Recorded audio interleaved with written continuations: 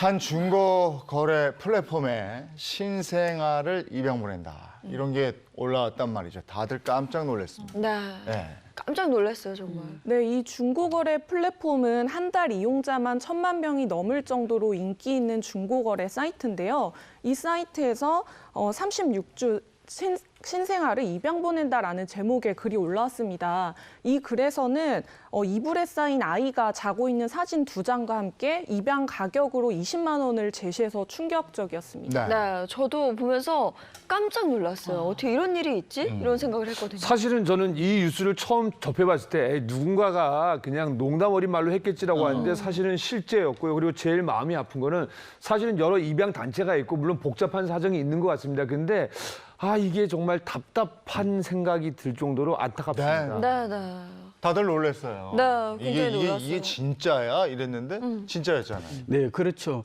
저는 두 가지 생각이 들었어요. 그러니까 이제 중고 거래 플랫폼에 어떻게 이렇게 신생아 사람이 중고 물품처럼 이렇게 거래하듯이 올라올 수 있을까? 이건 정말 충격을 넘어서 좀 전에 장애인 MC께서 한숨을 쉬셨거든요. 보면서 그런 생각이 같이 들었고요.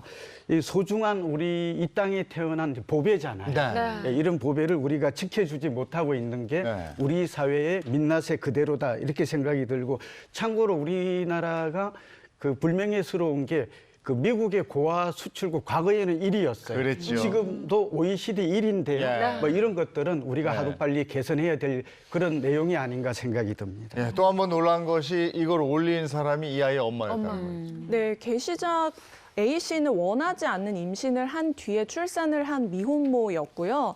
아이의 아빠뿐만 아니라 부모에게서도 도움을 받을 수가 없는 상태였다고 합니다. 그래서 A씨는 법적으로 친권을 포기하고 정식적인 입양 절차를 밟으려고 했었지만 그마저도 여의치가 않았다는 것이 A씨의 진술이었고요. A씨는 입양 과정이 까다롭고 복잡해서 육체적, 정신적으로 너무 힘이 들어서 이런 글을 작성하게 됐다고 동기를 밝히기도 했고요. 그러면서 게시글을 올린 행위는 우발적, 충동적이었다고 진심으로 반성하고 있다고 했습니다. 네, 중고장터에 아이가 나왔다. 이거 굉장히 무거운 문제라고 생각이 드는데 저는 이게 게시글이 어떻게 올라올 수 있게 됐는지 그것도 굉장히 좀 황당했어요. 네, 사실 이런 게시글이 올라올 수 있었던 이유는 이런 일이 처음이었기 때문인데요.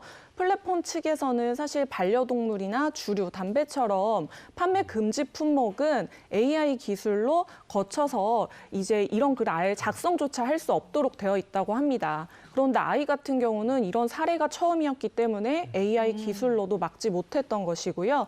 재발을 막기 위해서 AI 필터를 고도화할 것이라고 밝혔습니다. 이런 경우는 처음이었고 또 아이가 올라오리라는 상상을 못했다. 이렇게 생각할 수도 있을 것 같아요. 결국 아이하고 미혼모 헤어지게 된 거죠. 네, 그렇습니다. A씨는 산후조리원을 나와서 미혼모 지원 보호센터로 들어가게 됐고요. 아이는 제주도 내 보육시설로 들어가서 지금 6일 만에 서로 헤어지게 됐습니다.